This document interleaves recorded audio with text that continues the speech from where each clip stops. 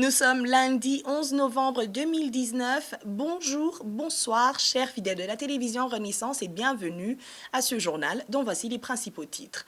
La province de Rutana et la mairie de Bujumbura seraient les zones ciblées par des attaques que le gouvernement serait en train de préparer. Il accuserait l'opposition pour ces attaques qui devraient être menées par des Imbonerakure et des agents du service national des renseignements. Vous allez le suivre dans ce journal. L'instrumentalisation ethnique prend un tournant pour le pire. Des personnalités publiques prononcent des propos de haine sans se soucier de leurs conséquences.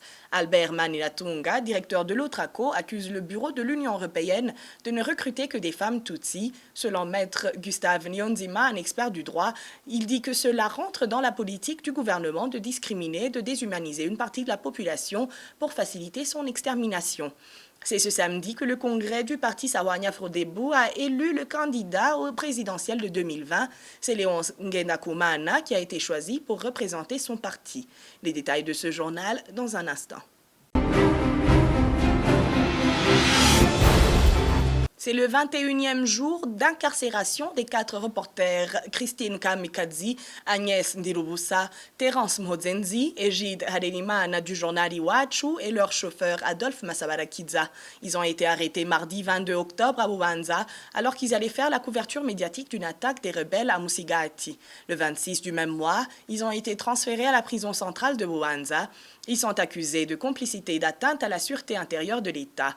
Le 31 octobre, le tribunal de grande instance de Bubanza, dans sa chambre de conseil, a décidé de les maintenir en prison.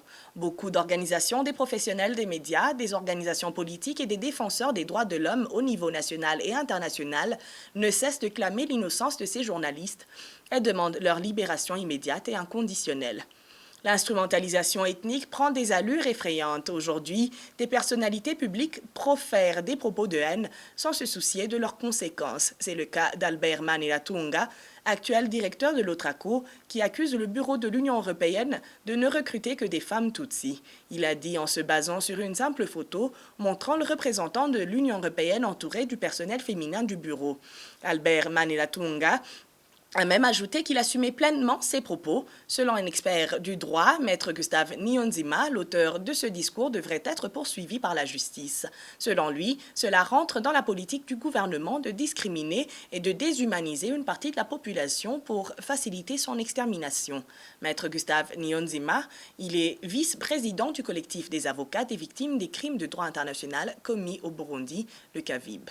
On se réfère uniquement au code du travail. Et ce code pour engager quelqu'un n'exige pas les quotas 60%, 40% des postes politiques consacrés par les accords d'Arusha. Loin de là et loin sans fond.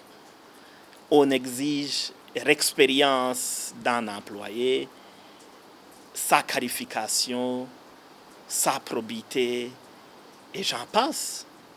Donc, il a dit sciemment, dans le but de tenir sempiternellement des discours qui attisent la haine et l'aversion raciale contre les Occidentaux, étant donné que ces derniers sont étiquetés d'être à la sorte des opposants burundais. Et je dis que s'il y avait la légalité, s'il y avait la justice, ce messieurs serait déjà traduit en justice pour des faits inhérents à attiser la haine ethnique et la version raciale. Même le Burundi a ratifié les instruments internationaux dans ce sens. Inter alia, le pacte international relatif aux droits civils et politiques, la déclaration universelle des droits de l'homme, la charte africaine des droits de l'homme et des peuples, mais aussi le statut de Rome de la Cour pénale internationale. Si justice il y avait, il serait déjà traduit en justice. Page sécurité à présent, le gouvernement préparerait des attaques dans le pays pour les mettre sur le dos de l'opposition, surtout le parti CNL. Les principales zones ciblées seraient la province de Rutana et la mairie de Bujumbura. Les attaques devraient être menées par des Imbonerakure et des agents du service national des renseignements. Franck Kazé nous en dit plus. Les attaques visant Rutana seraient imminentes.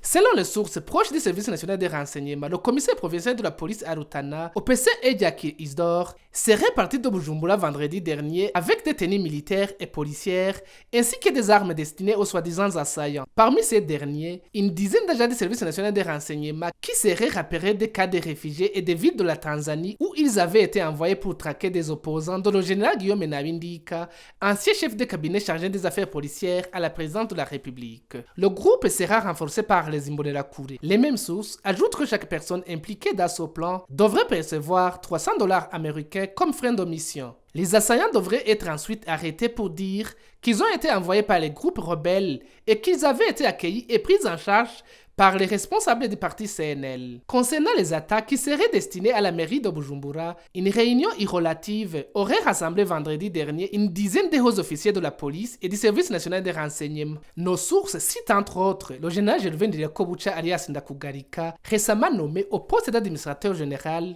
du service national de renseignements, le général Manirambona Christophe alias Wakenya, inspecteur général adjoint de la police, ou encore au PC Nzitabakunzi Artemo, commissaire régional ouest. Le plan concerne de nombreux quartiers de la capitale, mais vise particulièrement Kamenge et Kinam. Les sources précisent que les attaques seront menées par les Imbonerakure en tenue policière et dans les véhicules de la documentation. La directive est de mener les attaques de façon professionnelle, sans être démasqués. L'objectif étant d'attribuer les attaques au parti CNL et aux ex-FAB. Même l'officier qui devrait interroger les personnes arrêtées serait déjà connu. Il s'agit du commissaire Bete Gahungu, dont la brutalité est sans commune mesure. Critère pour lequel il aurait été choisi pour interroger ces personnes. Le vice-président du parti Sahwanya Frodebu, Léonce Ngendakumana, a été élu par le Congrès samedi dernier pour représenter le parti au présidentiel de 2020. Léonce Ngendakumana se dit confiant que le peuple burundais votera pour lui massivement. Pour Léonce Ngendakumana, le peuple burundais est fatigué et n'hésitera pas à choisir un changement pour qu'il vive enfin dans la liberté. Suivez Léonce Ngendakumana. J'ai l'espoir. Si je n'avais pas cet espoir, je n'allais pas me faire présenter comme candidat, comme candidat du Parti Sahwanya Frodebu aux élections présidentielles de 2020. Ça veut dire que à ce moment où nous parlons, j'ai de l'espoir. Et ça dépend deuxièmement, ça dépendra de ce que les Burundais veulent. Si les Burundais veulent rester dans une situation d'impasse comme aujourd'hui, dans une situation d'insécurité généralisée, dans une situation de division multiforme, dans une situation de pauvreté, de misère, d'ignorance, du chômage, où aucun secteur de la vie nationale ne fonctionne pas correctement, si les Burundais préfèrent rester dans cette situation de mendicité qui devient de plus en plus chronique, ils ne me donneront pas de voix. Mais si les Burundais veulent un changement de ce système politique qui nous gouverne aujourd'hui, un système qui divise, un système qui tue, un système qui exclut, un système qui emprisonne, un système qui appauvrit la population, qui affame la population, un système qui isole le Burundi. Nous sommes complètement isolés aujourd'hui, nous sommes comme en prison. Même le président de la République vient de passer plus de 4 ans, sans pouvoir dépasser les frontières du Burundi. Comprenez-le à ton cas, je n'aurai pas de voix. Mais, Dieu merci, je sais que beaucoup de Burundais aspirent au changement. Ils me donneront alors de voix. Un dirigeant ne devrait pas oublier que la place qu'il occupe a déjà été occupée et doit savoir aussi qu'il y aura d'autres qui le succéderont. Pascal Nyabenda, président de l'Assemblée nationale, dit qu'un dirigeant est choisi par Dieu et que Dieu ne l'a pas choisi par hasard. Il dit aussi que le premier défi qu'il rencontre est que ceux qui sont proches de lui ne comprennent pas sa vision. Pascal Nyabenda l'a annoncé dimanche dernier quand il s'était joint aux chrétiens de l'église Pentecôte de Nahangwa durant leur culte. Igihe rero umuntu yabaye umurongozi jewe ico nkunda kugira abantu. Quand une personne est devenue un dirigeant, ce que j'aime dire aux gens et que j'aimerais vous le dire vous aussi, premièrement, sache que la place que tu occupes a été déjà occupée par d'autres personnes et qu'il y aura d'autres qui vont te succéder. Ils devraient savoir comment se comporter, mais il y a ceux qui l'oublient. Mais sache que les dirigeants, eux aussi, peuvent avoir des défis. Le premier défi d'un dirigeant qui a été choisi par Dieu, parce que Dieu ne l'a pas choisi par hasard pour diriger les autres. Alors le premier défi qu'il a est que sa vision, comme il l'est enseigné dans les différentes églises, et que ses proches ne voient pas correctement sa vision. Ingorane ya mbere agira nuko abo baba bari kumwe bataba babona ivyo abona. Pascal Nyabenda n'a aucun droit de dicter aux hommes de l'Église la façon dont ils doivent se comporter pendant la période électorale.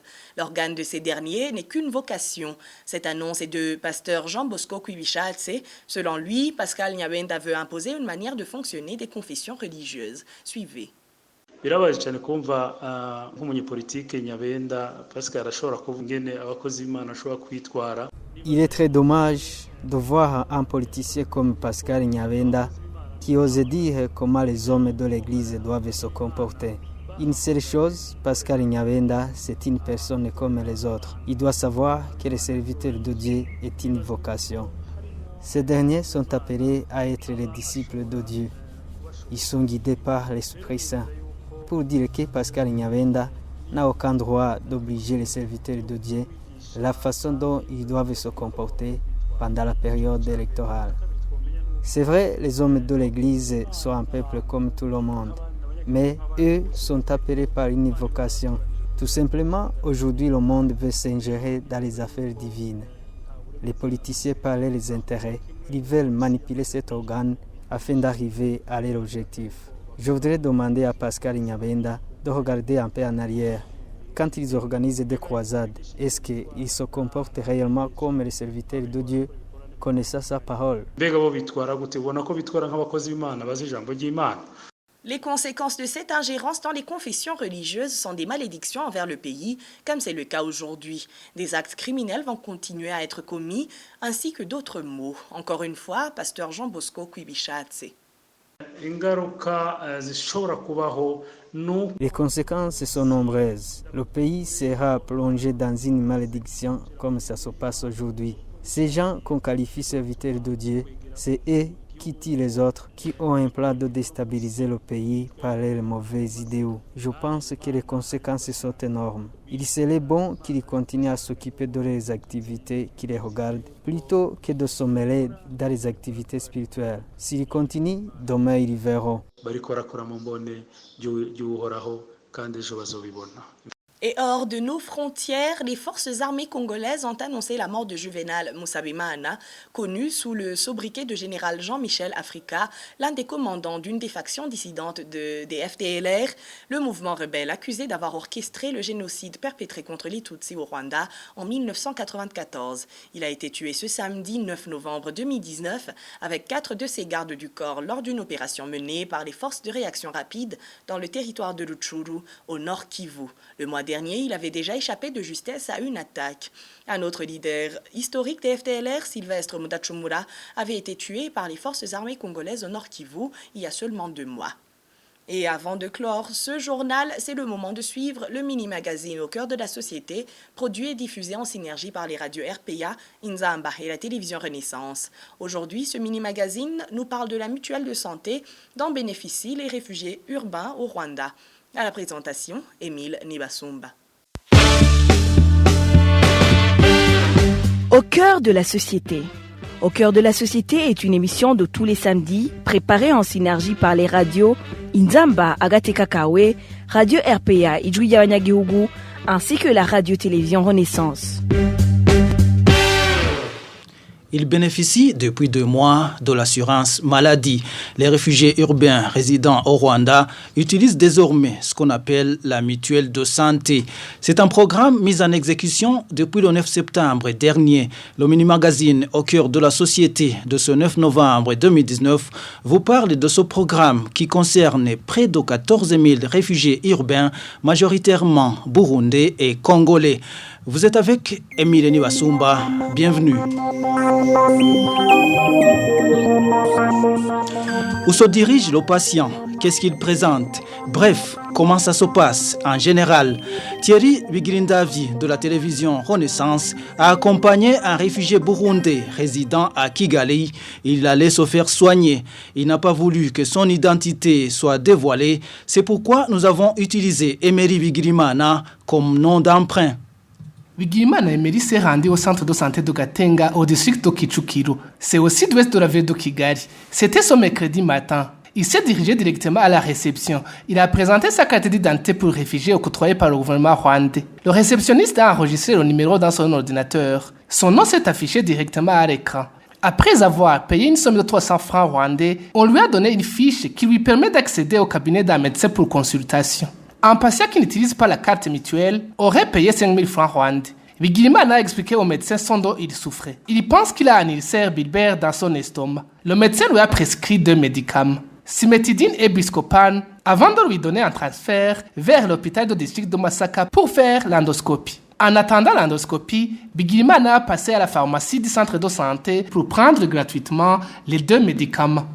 C'est le 25 juin dernier qu'un mémorandum d'entente a été signé entre le ministère rwandais en charge de la gestion des catastrophes, l'Institut rwandais de sécurité sociale RSSB en sigle et le Haut Commissariat des Nations Unies pour les réfugiés. Cet accord d'assurance maladie pour les réfugiés urbains vaut 96 millions de francs rwandais pour l'année 2019, selon le journal rwandais The New Times. Ce programme, qui a débuté le 9 septembre dernier, est beaucoup apprécié par le président du comité des réfugiés urbains au Rwanda, Patrice Ntadohoka. C'est vraiment un grand pas, surtout pour des tranches d'âge qui n'étaient pas concernées, qui n'étaient pas appuyées par le dispensaire du HCR-AHA. Il s'agit donc de tranches d'âge entre 13 et 59 ans. Et vous comprenez que c'est le gros des réfugiés. En fait, c'était des gens qui étaient presque laissés pour compte. La première étape, c'est de se présenter au centre de santé public le plus proche. Je veux dire le plus proche, mais même si tu vas dans un centre de santé dans tout le pays, vous êtes bien servi. Et alors là, vous présentez votre carte d'identité pour réfugiés, ID, pour les gens de plus de 16 ans. Et pour les mineurs de moins de 16 ans, ils présentent les cartes mutuelles parce qu'ils en ont bénéficié. Je dois aussi préciser que comme on a distribué ces cartes avant les vacances, bientôt on va organiser aussi la distribution des cartes mutuelles pour les élèves internes qui n'étaient pas présents lors de cette distribution. Alors, la deuxième étape pour se faire soigner, c'est le transfert. C'est-à-dire qu'un malade qui se présente au centre de santé public et qui ne trouve pas de médecin adapté, donc s'il a une maladie par exemple qui exige une spécialité, et le centre de santé délivre un transfert. Et c'est ce transfert qu'on présente à l'hôpital, là où se trouvent des médecins spécialistes qui sont prêts à vous accueillir, à vous traiter. Et je dois aussi souligner qu'il y a aussi des maladies qui exigent des examens, des tests médicaux. Ça aussi c'est gratuit. L'hospitalisation c'est aussi gratuit. Même s'il s'agit d'un transfert pour les hôpitaux comme Roi Faisal qui exigent beaucoup de frais. Quand vous êtes transféré par un médecin de l'hôpital public, vous êtes aussi là bien accueilli et on vous examine gratuitement. C'est exactement comme on traite les citoyens rwandais. Et j'interpelle les réfugiés urbains qui vivent évidemment avec les Rwandais dans les quartiers et de s'enquérir de la situation, de la réalité auprès de ces Rwandais qui, depuis longtemps, se font soigner avec ce système de mutuelle. 12 045 réfugiés résidant dans les villes du Rwanda et 1780 étudiants résidant dans différents campus universitaires. C'est à peu près de 14 000 réfugiés urbains qui sont concernés par ce programme de mutuelle de santé, selon le chargé de la communication au ministère en charge de la gestion des catastrophes, Jean-Claude Twishime. Il est cité par le journal The New Times. Mais certains réfugiés urbains ne possèdent pas encore de carte de réfugiés. Comment se font-ils soigner? C'est la question que Parfait Mudasigana de la radio Inzamba a également posée au représentant des réfugiés urbains au Rwanda, Patrice Ntadohoka. Bon, ce n'est pas de leur faute, vous savez. Ça fait un bon bout de temps qu'on n'a pas encore, on ne donne pas de carte d'identité pour plusieurs raisons, bien entendu. Ceux-là aussi n'ont pas été oubliés. Nous venons de terminer des séances d'échange avec le HCR et le gouvernement. Je crois que si il advient que quelqu'un tombe malade n'ayant pas encore eu de carte d'identité, il présente son statut ou proof au HCR, et comme il y a un service de santé là-bas, le HCR se charge des soins. ceux-là ne sont pas oubliés. Il y a aussi des gens qui n'ont pas encore obtenu de statut. Les demandeurs d'asile qui sont très nombreux. D'ailleurs, nous avons adressé une lettre au ministre en charge des catastrophes et aussi des réfugiés.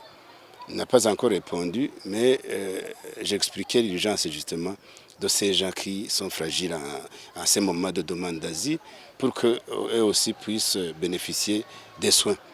De nombreux Burundais réfugiés à Kigali sont très contents du nouveau programme de la mutuelle de santé.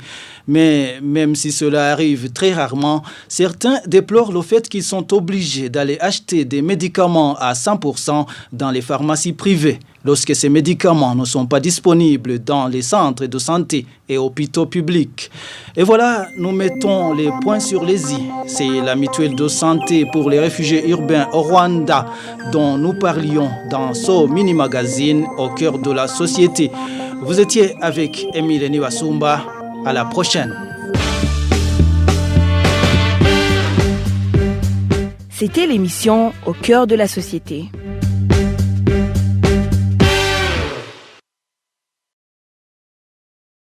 Merci à Émile Niwasumba et c'est par ici que s'achève notre journal. Merci à toute l'équipe de production et à vous tous qui l'avez suivi.